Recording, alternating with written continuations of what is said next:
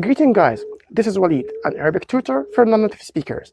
If it's the first time you just watch us, please subscribe to our channel and share this video to all your friends to make this video to reach everyone just interested to learn Arabic from zero to an advanced level. Okay, here you go.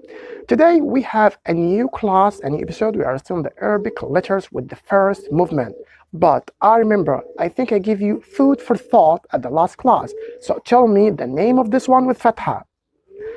This is called da, da, da. Okay, so today we have a new two letters. Okay, so tell me the first one. Okay, this is called ah, ah, ah. If you don't know how to pronounce ah, because I know this is difficult for non-native speakers, you can return to our last videos and follow this episode from number 1 to this list. Okay. This one has a brother also.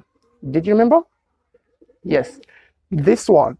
This is called ra, ra, ra, ra. Okay. So this is called a, and this is called ra. Okay. Just write down this many times in your book, and then this is the end of our episode. I'm going to see you at the next class. Follow me for more free videos. Bye bye.